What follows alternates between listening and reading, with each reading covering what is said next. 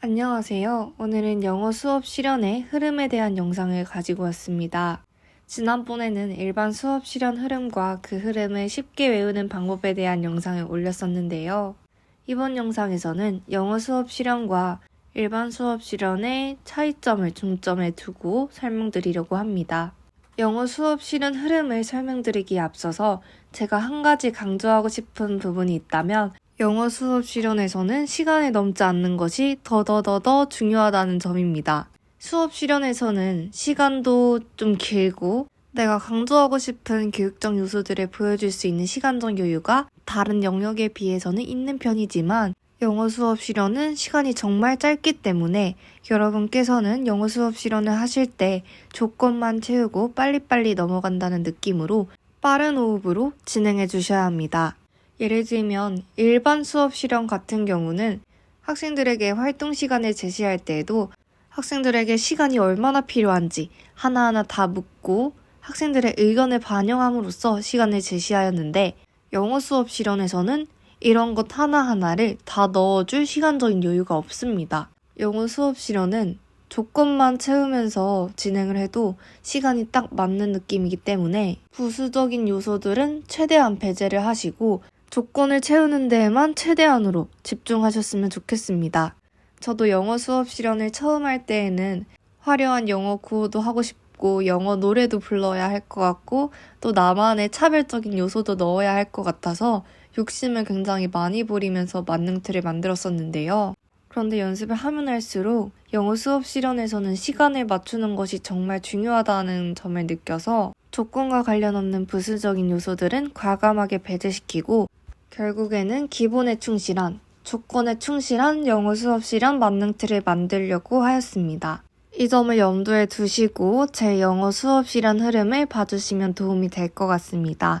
제가 지금부터 소개해드릴 영어 수업 실현 흐름은 제 만능틀에 근거하여 만든 것이기 때문에 혹시 배제하고 싶거나 추가하고 싶은 활동 단계가 있다면 자신의 만능틀에 맞게 수정해서 활용하시면 좋을 것 같습니다. 그럼 먼저 도입부터 살펴보면 일반 수업 실현 같은 경우는 제가 활동 단계 청킹을 상전동배 활평이라고 말씀드렸었는데요. 영어 수업 실현 같은 경우는 상황 제시를 인사로 바꾸고 평가 안내를 생략하여 사전동배화로 하였습니다. 일반 수업 실현과는 달리 상황 제시를 구체적으로 하지는 않았고 시간을 단축하기 위해서 간단하게 인사만 하고 넘어갔습니다. 그 다음은 전시학습 상기인데요. 일반 수업 실현에서는 전시학습 상기도 되게 구체적으로 하고 학생들과 티키타카 하면서 수업을 진행하였지만 영어 수업 실현에서는 그럴 시간적인 여유가 없기 때문에 Before we start today's lesson, let's review what we learned yesterday 와 같이 한 문장으로 전시학습 상기를 하고 동기유발로 넘어갔습니다. 동기유발에서 저는 주로 그림 제시를 활용하였는데요. 학생들과 함께 그림을 보면서 어떤 학습 문제를 배우게 될지 추측을 하고 동기유발을 하였습니다. 그 다음은 배우 문제 확인과 활동 안내인데요.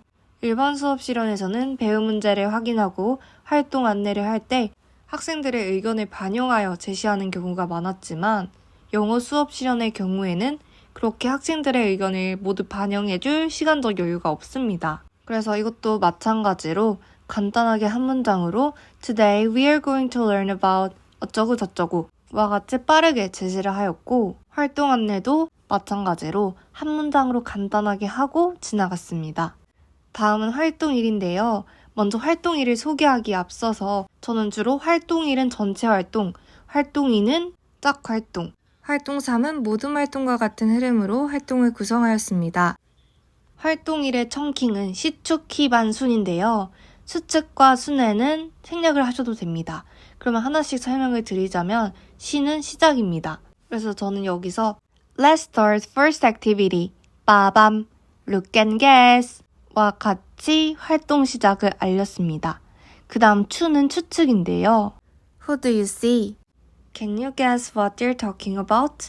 와 같이 키 익스프레션을 배우고 본문 내용을 본격적으로 연습하기 이전에 그 내용을 추측해 볼 수 있는 발화를 추가하였습니다. 물론 이 부분은 생략하셔도 상관은 없지만 저는 이 부분을 넣는 것이 조금 더 자연스럽다고 생각을 해서 저는 이것을 넣어서 진행을 하였습니다. 그 다음은 이제 키 익스프레션을 제시를 하게 됩니다. 그 다음은 이제 키 익스프레션을 제시를 했으니까 학생들과 함께 키 익스프레션을 반복 연습하게 됩니다.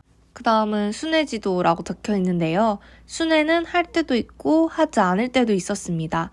그런데 만약에 말하기 수업이거나 학생들의 발화 오류를 수정해라, 강세 리듬 억양에 초점을 두어서 지도하여라 이런 조건이 있다면 순회지도를 추가하여서 조건을 채우려고 하였습니다.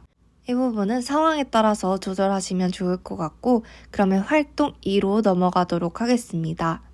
자, 제가 일반 수업 실현에서의 흐름을 다시 한번 말씀드리면 시영방, 시준규, 순마발 평준이었는데 이것도 조금 차이가 있습니다. 활동 시작과 형태의 안내까지는 비슷하고 사진이나 활동지 설명이 추가되었는데요. 물론 방법 안내를 바로 하는 것도 괜찮지만 제 개인적인 견해로는 방법 안내에 앞서서 교사의 발화가 어느 정도 있고 본문에 대한 내용이나 활동지에 대한 내용이 어느 정도 선행되어야지 자연스럽다고 느꼈습니다. 그래서 간단하게 활동과 관련된 사진을 제시하거나 활동지에 대한 설명을 추가하였습니다. 예를 들면 간단하게 I'll give you this worksheet.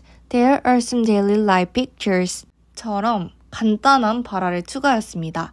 그 다음에는 방법 안내가 이어지게 되는데요. 방법을 안내할 때 시영방 시준규에서 준규에 해당했던 준비물과 규칙도 같이 안내하시면 될 것 같습니다. 그 다음 영어에서 방법 안내를 한 다음에 들어가야 할 것이 ICQ인데요.